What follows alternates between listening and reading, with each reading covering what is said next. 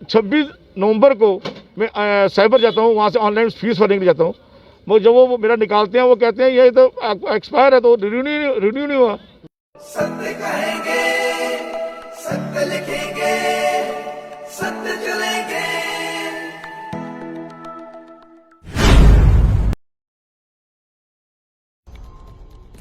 अच्छा, ये आपका लाइसेंस है, ये इसके ऊपर 27/12 एक मिनट, ये डेट आप पढ़ें, ये है 27/12/2021 वैलिड। इनका इशू ये है कि ये कह रहे हैं कि मैंने जो ये लाइसेंस लिया हुआ है ड्राइविंग लाइसेंस, ये 2021 तक वैलिड है, बट मेरा जो सिस्टम में ऑनलाइन है 17 नवंबर को मैं साइबर जाता हूँ, वहाँ से ऑनलाइन फीस भरने के लिए जाता हूँ। वो जब वो मेरा निकालते हैं वो कहते हैं ये तो एक्सपायर है, तो रिन्यू नहीं हुआ। नमस्कार दोस्तों, मैं हूँ दीपक सिंह, दैनिक क्षण समाचार से।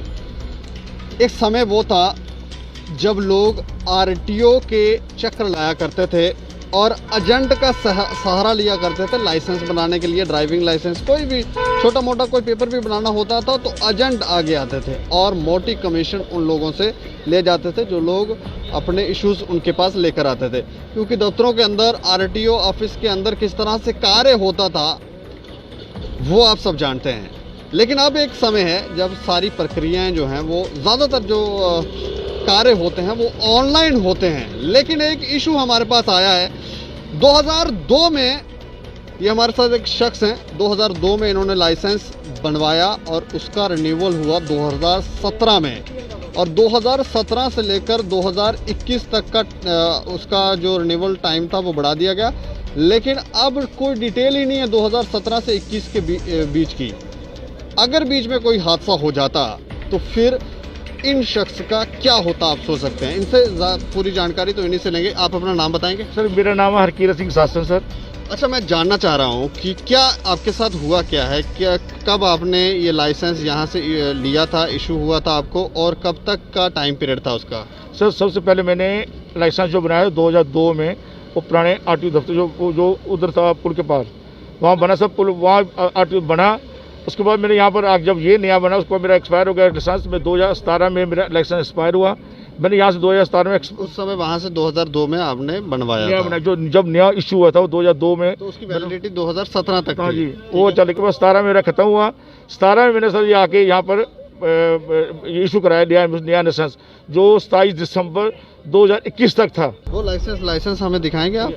वो लाइसेंस, हाँ, वो लाइसेंस दिखाएं आप। अच्छा, ये आपका लाइसेंस है, ये इसके ऊपर 27/12 एक मिनट, ये डेट आप पढ़ें, ये है 27/12/2021 वैलिडिटी है। और ऊपर लिखा होगा यहाँ पर, अगर आप देख पाएंगे तो यहाँ लिखा है 4/1/2017 को इन्होंने इसको रिन्यू करवाया। अच्छा, अब सर जब मैंने रिन्यू कराया, जहाँ से लाइसेंस लेके चला गया मैं, अब जब मेरा ऑनलाइन सिस्टम था मुझे पता चला, मैंने अब 26 नवंबर को ये ऑनलाइन ही रिन्यू हुआ।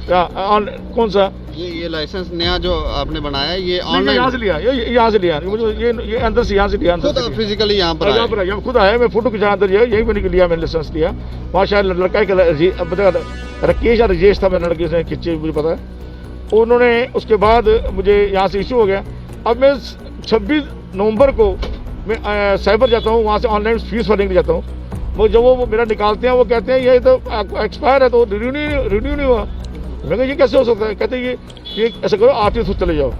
मैं आरटीओ से जहाँ अंदर आया, जहाँ लड़का एक 3 नंबर बैठता है, शैलेंद्र, मैं उसको मिला, शैलेंद्र को मिला। मैंने शैलेंद्र दिखा मेरे थोड़ा, उसने डॉक्यूमेंट देखे, कहते नहीं आपका लाइसेंस एक्सपायर है, वो दिखा रहा है, शो कर रहा है, जो कागज निकाल के लाए आप। तो मैंने कहा वो क्यों? कहते हो सकता है वो मिस्टेक है कोई इनकी, उन्होंने ऑनलाइन भरा नहीं है, हो सकता है कि दिल्ली जाएगा, आप एप्लीकेशन लिख के दे दो। मैंने एक एप्लीकेशन लिख के दे दी उनको, सिलेंडर को, उन्होंने मैं रख ली, उसको फोटो से, लाइसेंस की फोटो से करा के दे दी। कहते दिल्ली जाएगा, आपको हफ्ते 10 दिन अंदर आ जाएगा। मैं 10 दिन बाद 15 दिन में आया, तभी नहीं हुआ। फिर मैं हफ्ते बाद आया, फिर भी नहीं हुआ।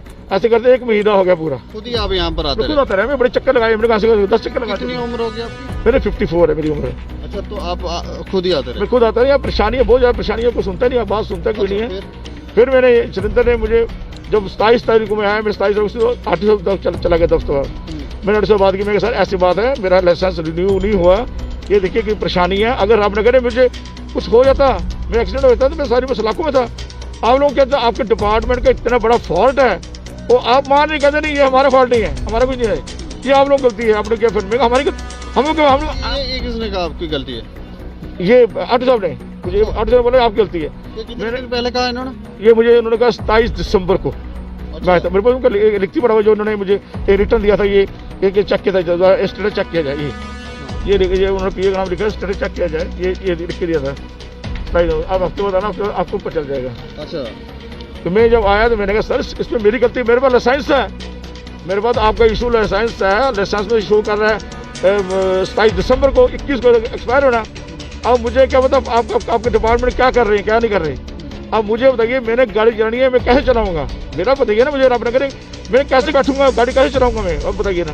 कहते ये आपका सिद्धांत है, मुझे नहीं बोलूंगा, ये आपने देखना है, हमारे टाइम लगेगा। मैं सर टाइम बताइए कितना टाइम, महीना 15 दिन कितने दिन? कहते ये कोई बॉन्ड नहीं है, मैं कैसे बॉन्ड नहीं। चलो फिर मैं फिर भी 1 महीना मैं चुप रहा, मैं नहीं बोला। अब 20 दिन हो गए, 20-25 दिन फिर मैं आया हूँ, आज सुबह आया। मैं कहा सर क्या मेरा बना? कहते वो लड़का कोरोना में है, टाइम लगेगा, हफ्ता लग सकता है, 6 महीने लग सकते हैं। मुझे इसका मैं कहा सर ये क्या बोल रहे हैं, 6 महीने क्यों लग सकते हैं? अगर लड़का एबसेंट है, कोरोना है, दूसरा लड़का देखे ना, ये फ्रॉड, लाइसेंस तो फ्रॉड नहीं है ना। वो जो ऑफिसर है अगर वो एब्सेंट होता है तो उसकी जगह कोई दूसरा बंदा ही नहीं है, दूसरा बंदा ही नहीं आता, इनको दूसरा बंदा ही नहीं मिल रहा कि वो 15 दिन लग जाए, 6 महीने कदम लगते हैं, 6 महीने लग सकते हैं जो कोरोना हुआ है। सर मैंने कहा कोरोना हुआ है, अब मेरा हाल मेरा देखिए ना कि मेरा भी एक्सपायर हो, मैं क्या करूँगा? गाड़ी कैसे चलाऊंगा? मेरी फैमिली में कहीं जाना है, कुछ करने कहाँ से आऊँगा? आपको घड़ी के चक्कर कैसे लगाऊंगा? कितने बार ऑटो करूँगा? ऑटो करके किराए में ले दे रहा हूँ, किस में करूँगा मैं? बताइए ना क्या करूँगा? ये हमको जगह नहीं है। अब जब हम हार्ट डिस्क हुआ है, बंदा ठीक होगा, जब कोरोना को ठीक हो जाएगा, फैमिली को पूरा ठीक हो, तब हम आपको सोचेंगे। मुझे कोई पता नहीं। हार के फिर मैंने मीडिया को फ़ोन किया, मुझे किसी नंबर लिया, मैंने मीडिया को बताया कि मेरी प्रॉब्लम है बहुत ज़्यादा, मेरी घड़ी को परेशानी हो रही है, अपना काम छोड़ के आना पड़ता है, मेरी दुकान है और मेरी काम छोड़ के आना, मैं कैसे करूँगा? फिर आप लोगों ने वो साथ दिया, मैंने आपका मैं शुक्रिया था, बहुत शुक्रिया अदा करता हूँ कि आपको दिल हार्दिक करता हूँ कि आपने मेरी मदद की है। अब आप इसमें क्या चाह रहे हैं कि आरटीओ साहब क्या करें? आरटीओ साहब मुझे लाइसेंस का इंक्वायरी करें, किसकी अनगेली हुई है? ये 4 साल जो लाइसेंस के किसकी अनगेली हुई है, क्यों किया ऐसे में नहीं, ऐसे कई यहाँ रो जाते हैं। मुझे 2 महीने चक्कर लगाते हैं डेली, किसी का 22 में एक्सपायर होना है, उसका 18 में हुआ है, किसी का 19 में हुआ है, कोई सुनवाई नहीं यहाँ। इसलिए यहाँ सुनवाई है जहाँ एजेंटों को बोलबाला चल रहा है, कोई बोलते नहीं, सब मिली वक्त चलती है अंदर से। आप तो नहीं किसी एजेंट के चक्कर में कोई फेक लाइसेंस बना के डायरेक्ट किया, मैं सिर्फ डायरेक्ट आया यहाँ पर, सिर्फ डायरेक्ट इसी डायरेक्ट में इसको चल रहा हूँ मैं। जहाँ रोकते हैं सर रोकते हैं, यहाँ कुछ बोलते हैं, हमारी कोई सुनवाई कोई नहीं है सर, मैं सीधी बात बताऊँ। इस सारे इशू के ऊपर इन्होंने जो अपना इशू बताया है, इसके ऊपर जो आरटीओ हैं यहाँ के, वो क्या कहते हैं जान लेते हैं। हरकिरत जी की बात सुनी आपने, मामला गंभीर है और इसी विषय पर बात करने के लिए हमारे साथ है आरटीओ धर्मांतर सिंह जी। अच्छा सर, हम जानना चाहेंगे कि ये जो सारा इशू आया है, 2017 को लाइसेंस रिन्यू किया गया, उसके बाद उसकी डिटेल्ड ही नहीं है, 2021 तक रिन्यूअल होकर उनको लाइसेंस दे दिया गया, तो क्या कहेंगे कि क्या मामला है? देखिए, जैसे मैंने पहले ही आपको बताया कि हमारे जो ड्राइविंग लाइसेंसेज हैं 2016 के बाद ये ऑनलाइन इशू, मतलब ऑनलाइन सर्विस थी और ऑनलाइन ही ड्राइविंग लाइसेंस इशू था, उसका कोई भी मैनुअल रिकॉर्ड्स नहीं होते थे। अब जैसे जिनकी आपने बात की, हरिकरत सिंह, ये मेरे पास आए हुए थे, कुछ दिन पहले भी आए थे, आज भी आए हुए थे, जिन्होंने आपके पास भी बोला होगा। इनका इशू ये है कि ये कह रहे हैं कि मैंने जो ये लाइसेंस लिया हुआ है ड्राइविंग लाइसेंस, ये 2021 तक वैलिड है, बट मेरा जो सिस्टम में ऑनलाइन है 17 तक आ रहा है। और जब हमने भी ये चेक किया तो इसका जो डाटा है वो 17 तक ही ऑनलाइन, जो सारथी पोर्टल है हमारा, जो ये ड्राइविंग लाइसेंस का डाटा जिस पे होता है 17 तक ही है। अब 17 तक है, वहाँ तक है, वहाँ से आगे नहीं है। अब उसमें क्वेश्चन ऑफ इंक्वायरी ये है कि क्या ये जो ड्राइविंग लाइसेंस लेके चल रहे हैं, क्या ये जेन्युइन है या ये फेक है। अब इस चीज़ को जो डाटा है इसका, जो जैसे आप जानते हैं कि जो हमारा सारथी पोर्टल है, ये NIC जो हमारी है वो इसको बैन करते हैं। ये पोर्टल है हमारा, पूरे पैन इंडिया पोर्टल है, पूरे इंडिया में ये पोर्टल चलता है। यहाँ पे JNK में हमारा NIC में जो इनके साइंटिस्ट हैं, सीनियर साइंटिस्ट हैं, वो सेक्रेटेरिएट में बैठते हैं। हमने इनके साथ ये इनका डाटा जो शेयर किया हुआ कि आप देखिए कि इनका जो लाइसेंस है, क्या इसका डाटा 2017 तक कोई सिस्टम की एरर की वजह से आगे शो नहीं हो रहा है या सच में ये 2017 तक ही है।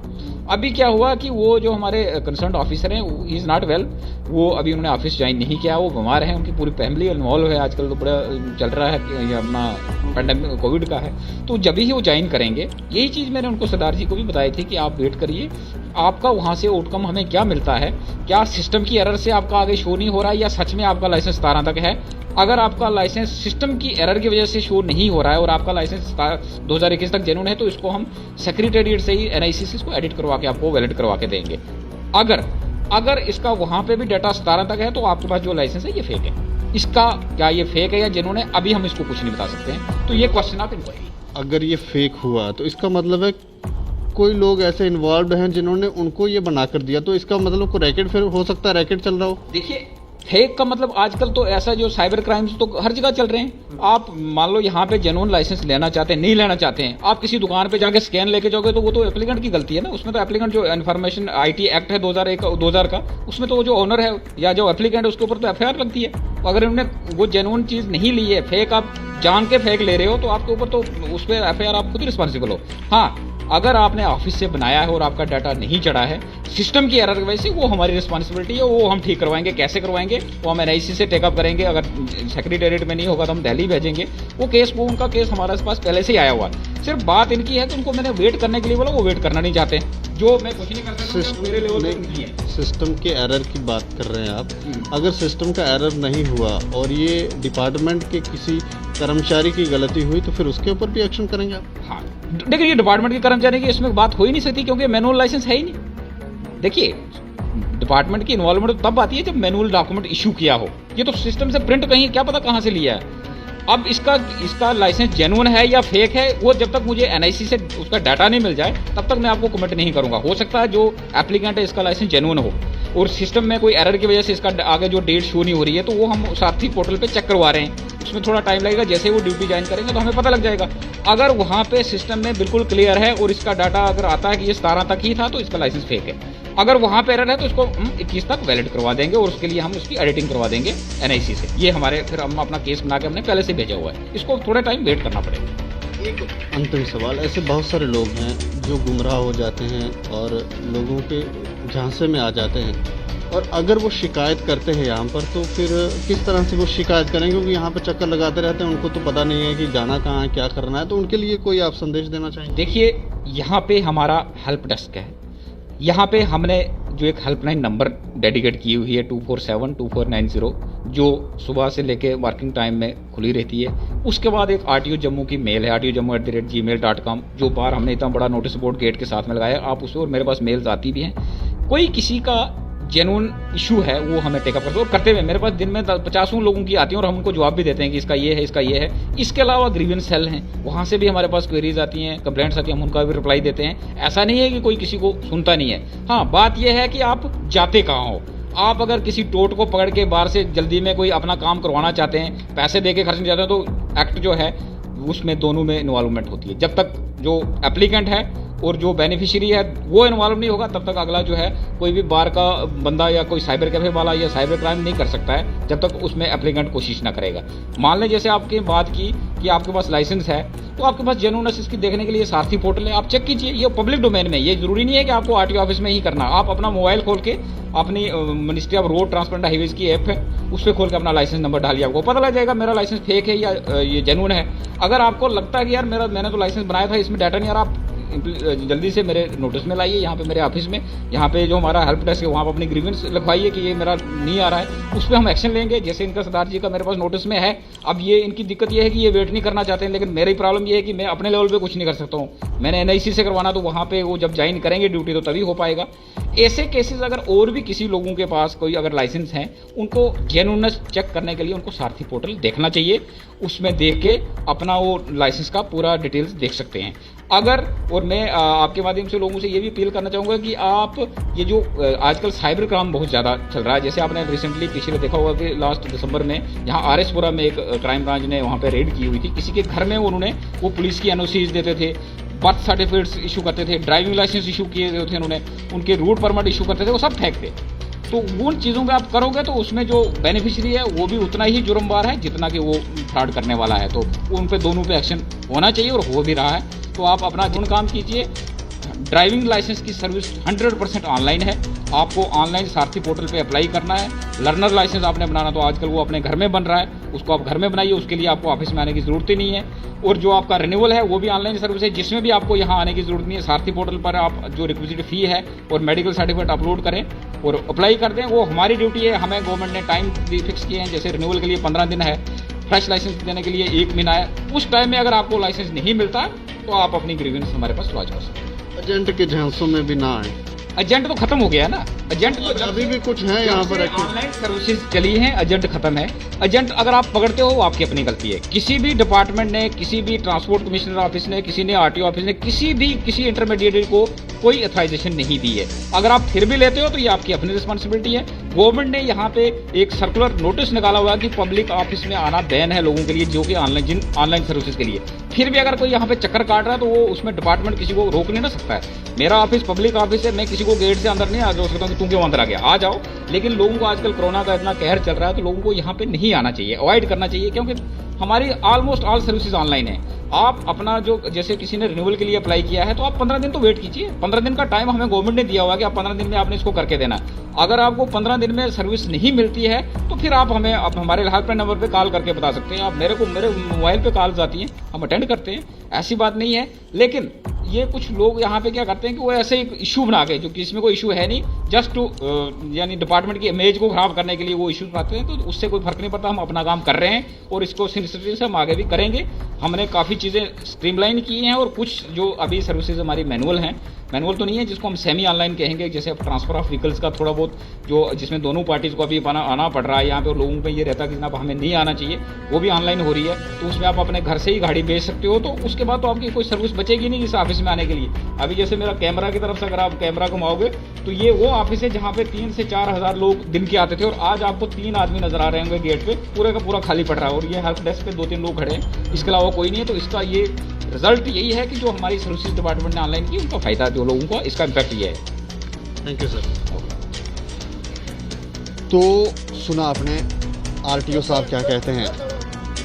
इस तरह के इश्यूज जब सामने आते हैं, एक महीना 2 महीना अगर किसी को वेट करना पड़ जाए, जिसका कारोबार ही अगर इसके ऊपर हो, तो सोचें कि कितनी मुसीबत में पड़ सकता है। अगर कोई ऑफिसर बीमार है, अगर कोई ऑफिसर एब्सेंट है, तो उसकी जगह पर कोई ना कोई तो होना चाहिए। किसी ना किसी को तो इनिशिएटिव लेना पड़ेगा ताकि इनके ये इश्यूज जो हैं, इनको रोज़ रोज़ यहाँ पर आकर दर दर की ठोकरें ना खानी पड़े लोगों को। लेकिन यहाँ पर शायद उसी ऑफिसर के ऊपर सारा दारोमदार है और वो आरटीओ साहब भी वेट कर रहे हैं। और उन्होंने एक बात अच्छी कही कि एजेंटों के चक्कर में ना पड़े, ऑनलाइन सारी चीज़ें हैं, ऑनलाइन आप चेक करें, ऑनलाइन अप्लाई करें और ऑनलाइन ही सारी चीज़ें, प्रक्रिया जो हैं उसमें भाग लें। ये एजेंटों के चक्कर, वो पुराने जो समय था वो अब ख़त्म हो गया, तो एजेंटों के चक्कर में आप पड़े ही ना। लेकिन आप लोग अपनी राय ज़रूर रखें और देखते रहें दैनिक सवेरा समाचार। मुझे और मेरे सहयोगी राजेश लोखोत्रा को दें इजाज़त। नमस्कार।